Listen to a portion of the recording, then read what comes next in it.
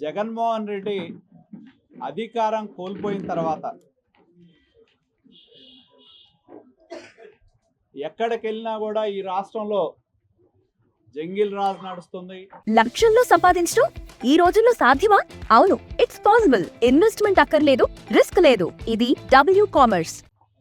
అటవిక పాలన నడుస్తుంది అని చెప్పి మాట్లాడుతూ ఉన్నాడు. నిజంగానే ఈ రాష్ట్రంలో అటవిక పాలన జంగిల్ రాజ్యం నడిస్తే జగన్మోహన్ రెడ్డి తాడేపల్లి నుంచి ఇక్కడ అంబటి రాంబాబు ఇంటి దాకా వస్తాడా? ఈ రాష్ట్రంలో ఆయన ఎక్కడికి వెళ్ళాలంటే అక్కడికి పర్యటనలు చేయగలడా? ఆయన హెలికాప్టరు గతంలో గుంటూరు జిల్లా వచ్చినప్పుడు పోలీస్ పరేడ్ గ్రౌండ్లో ల్యాండ్ అవ్వగలదా? ఎందుకంటే చంద్రబాబు నాయుడు గారు మాచర్ల ప్రాంతంలో తెలుగుదేశం పార్టీ కుటుంబాలు ఊరొదిలి అని తెలిసి ఆ గ్రామానికి వెళ్దామంటే చంద్రబాబు నాయుడు ఇంటికి తాళ్లు కట్టిన పోలీస్ యంత్రాంగం ఆ రోజు. చంద్రబాబు నాయుడు గారి కొంతమంది బీజేపీ నాయకులు ఈ మధ్య కూడా మనం చూసాం, సత్యకుమార్ లాంటి వాటి యొక్క బళ్ళ మీద పరామర్శకు వెళ్తే దాడులు జరిగితే ఆ రోజు డీజీపీగా ఉన్న గౌతమ్ సవాంగ్ గారు ఏం చెప్పారో తెలుసా? ప్రజాస్వామ్యంలో నిరసన తెలిపే హక్కు ప్రతి ఒక్కరికి ఉంటుంది అని చెప్పాడు. అలాగే తెలుగుదేశం పార్టీ కార్యాలయం మీద విజయవాడ నుండి గోండాలు వచ్చి డీజీపీ ఆఫీస్కి కూతవేటు దూరంలో ఉంది. ఇక్కడి నుంచి అరిస్తే అక్కడ డీజీపీ ఆఫీస్లో వినపడుద్ది. విజయవాడ నుండి గుంటూరు నుంచి గోండాలు వెళ్ళి తెలుగుదేశం పార్టీ ఆఫీసుని విధ్వంసం చేస్తే ఆనాటి ముఖ్యమంత్రిగా ఉన్న జగన్మోహన్ రెడ్డి ఏం చెప్పాడు? తెలుగుదేశం పార్టీ నాయకులు నా మీద చేసిన ఆ రోజు మా మిత్రుడు పట్టాభి లాంటి వాళ్ళు చేసిన వ్యాఖ్యల పట్ల ఆవేదన చెంది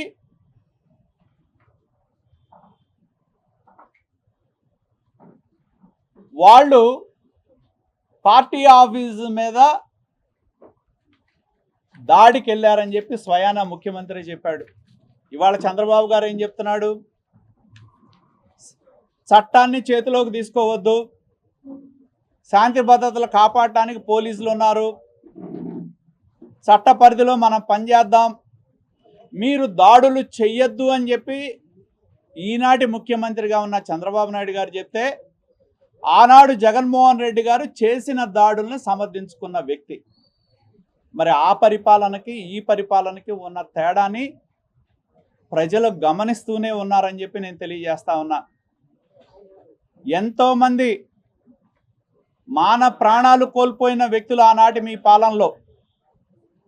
చివరికి ఒక మైనారిటీ అమ్మాయి మీ అధికార పార్టీలో ఉన్న నాయకుడు యొక్క కుమారుడు కంటే ఎక్కువ మార్కులు వచ్చినాయని చెప్పి స్కూల్లో వేధిస్తే మైనారిటీ బాలిక ఆత్మహత్య చేసుకుంటే ఆనాడు కనీసమైన సానుభూతి తెలపని పాలన మీది. కర్నూలు జిల్లాలో ఒక ముస్లిం కుటుంబం పోలీసులు వేధింపు వల్ల, ఆనాటి మీ నాయకుల వేధింపుల వల్ల కుటుంబంతో సహా వెళ్ళి రైలు కింద పడి చనిపోతే అది జంగిల్ పాలన, అటవిక రాజ్యం అంటే. మాది కాదు. ఈరోజు ఎక్కడ అన్యాయం జరిగినా, అక్రమం జరిగినా, దాడులు జరిగినా, గంజాయి అమ్మినా శాంతి భద్రతల పట్ల మా ప్రభుత్వం కఠినంగా ఉంటాం. ఇవాళ చూస్తూ ఉన్నాం. మరి అటువంటి మీరు పదే పదే ఇవాళ ఈ ప్రభుత్వం మీద బురద జల్లే ఆలోచనతో తప్పితే ఇంకొక ఆలోచనతో మీరు ఈ వ్యాఖ్యలు చేయటంలా. ఇంకోటి నాకు అర్థం కానిది ఒకటి ఉంది. మీ అహంకారాన్ని, అధికారంలో ఉన్నప్పుడు మీ యొక్క అహంకారాన్ని చూసి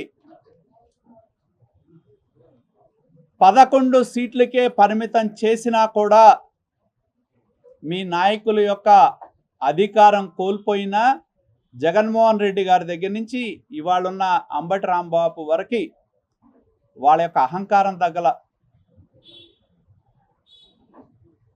ఇవాళ ఏం చెప్తా ఉన్నారు, నిజంగానే పోలీసులు పార్టీ ఆఫీస్ మీద దాడి చేస్తే పోలీసులు ప్రేక్షక పాత్ర వహించారు. అంబటి రాంబాబు ఇంటి దగ్గర అలా చేస్తే నిజంగానే అంబటి రాంబాబు ఇల్లే ఉండేది కాదు. అంబటి రాంబాబు ఎందుకు ఉండేవాడు అంతసేపు ఆ ఇంట్లో? అదేవిధంగా ఆయన ఇవాళ టీటీడీలో కల్తీ నెయ్యి గురించి చెప్తా ఉన్నాడు. ఏం చెప్తున్నాడు, చంద్రబాబు నాయుడు గారు ఆవు నెయ్యి లేకపోయినా ఆవు నెయ్యి ఉందని చెప్పి మాట్లాడుతూ ఉన్నాడు. ఆయన తప్పు చేశాడు, చెంపలేసుకోవాలి అని చెప్పి. ఇది సిబిఐ సిట్ ఫైల్ చేసిన ఛార్జ్షీటు. ఈ ఛార్జ్షీట్లో ఒక్కసారి మరి చదివి వినిపిస్తా మీకు. ఎందుకంటే ఈ ఛార్జ్షీట్లో స్పష్టంగా ఏదైతే శాంపుల్స్ డ్రాన్ ఫ్రమ్ 2 ట్యాంకర్స్, ఈ టెండర్ ఎవరు ఇచ్చారు? జగన్మోహన్ రెడ్డి ప్రభుత్వం ఉన్నప్పుడు గీ సప్లైకి టెండర్ ఇచ్చారు. వాళ్ళు అధికార మార్పిడి సమయంలో గీ పంపించారు. ఆ పంపించిన శాంపుల్స్ ఈ ప్రభుత్వం వచ్చిన తర్వాత ఎన్డీడీబీకి పంపిస్తే the samples were drawn from 2 tankers on 6/7/2024 and 2 tankers on 12/7/2024 forwarded to NDDB Golf Lab. TTD received NDDB Golf test reports on 16/7/24 and 23/7/24 respectively, which shows ghee adulteration with vegetable and animal fats. ఇది నేను రాసింది కాదు, SIT report page number 35. SIT రాసిన charge షీట్లో page number 35లో ఏదైతే NDDB నుంచి వచ్చిన శాంపుల్స్లో ఏదైతే ఉందో యానిమల్ ఫ్యాట్ ఉంది, అదేవిధంగా వెజిటబుల్ ఫ్యాట్ ఉంది అంటే ఎన్డీడీబీ నుంచి రిపోర్ట్లు వచ్చినప్పుడు ఇది రాష్ట్ర ప్రభుత్వం ఇచ్చింది కాదు, సుప్రీంకోర్టు ఆధ్వర్యంలో సిట్ సబ్మిట్ చేసిన రిపోర్ట్ ఇది. దీనిలో స్పష్టంగా ఆ 2 ట్యాంకర్స్లో ఎనిమల్ ఫ్యాట్ ఉంది, వెజిటబుల్ ఫ్యాట్ ఉంది, ఎనిమల్ ఫ్యాట్ ఉందని చెప్పి. అలాగే టీటీడీ నియమ నిబంధనలు ఎవరు మార్చారండి? భూమన కరుణాకర్ రెడ్డి ఉన్నప్పుడు. అలాగే దాన్ని ఎవరు కొనసాగించారు? వైవి సుబ్బారెడ్డి ఉన్నప్పుడు. నేను అడిగేది ఒకటే, మన పాత రోజుల్లో చెప్తారు ఇసుక నుంచి తైలం తీయచ్చు, కానీ ఈ రాష్ట్రంలో 2 పేటెంట్లు భూమన కరుణాకర్ రెడ్డికి వైవి సుబ్బారెడ్డి దగ్గర ఉన్నాయి. పేటెంట్లు జాయింట్. ఏంటంటే పాలతో పని లేకుండా, వెన్నతో పని లేకుండా నెయ్యి ఎలా తయారు చేయొచ్చు, పామోలివ్ ఆయిల్, గీ, టెస్టులు దొరకకుండా ఎనిమల్ ఫ్యాట్ కలిపి నెయ్యి ఎలా తయారు చేయొచ్చు అని పేటెంట్ ఏదన్నా ఉంటే ఈ రాష్ట్రంలో 2 చైర్మన్లుగా పనిచేసిన వ్యక్తులకే ఉన్నాయి. అది భూమన కరుణాకర్ రెడ్డి, రెండోవాడు వైవి సుబ్బారెడ్డి. మీరు స్టోర్ క్రియేట్ చేసి లింక్ లేదా క్యూఆర్ ని షేర్ చేస్తారు. కస్టమర్ ఆర్డర్ ప్లేస్ చేస్తారు. డెలివరీ, రిటర్న్స్, రిఫండ్స్ అన్ని ప్లాట్ఫామ్ హ్యాండిల్ చేస్తుంది. నేను అడిగేది ఒకటే, హిందూ ధర్మం ప్రకారం, ఆగమ శాస్త్రం ప్రకారం కాసేపు ఎనిమల్ ఫ్యాట్ ఉందా లేదనేది పక్కన పెడదాం మనం. అసలు కల్తీ నెయ్యిని భక్తులకి ఇవ్వటం తప్ప కాదా అని చెప్పాలి. అది చెప్పకుండా చంద్రబాబు నాయుడు గారు ఎనిమల్ ఫ్యాట్ ఉందన్నారు, ఎన్డీడీబీ రిపోర్ట్లో ఎక్కడా లేదు, ఎవరిచ్చారు మీకు లేదని ఆయన క్లీన్ చిట్ ఇచ్చారంట. ఎక్కడ ఇచ్చారంటే ఇది ఛార్జ్ షీట్ స్పష్టంగా ఇనీషియల్ రిపోర్ట్ ఏదైతే ఉందో దానిలో ఎన్డీడీబీ నుంచి వచ్చిన కాఫ్ రిపోర్ట్లో వెజిటబుల్ ఫ్యాట్ ఉంది, ఎనిమల్ ఫ్యాట్ ఉందని చెప్పి స్పష్టంగా పేర్కొంది.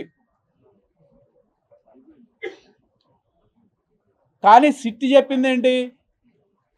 టెస్ట్ అనాలిసిస్ చేస్తా, ఎనిమల్ ఫ్యాట్ ఉందని తేలాలి అంటే దాని పాయింట్స్ ఉంటాయి. 10% పైన ఉంటే ఖచ్చితంగా ఎనిమల్ ఫ్యాట్ ఉన్నట్టు ఆ పారామీటర్స్లో. ఆ 10 కంటే తక్కువ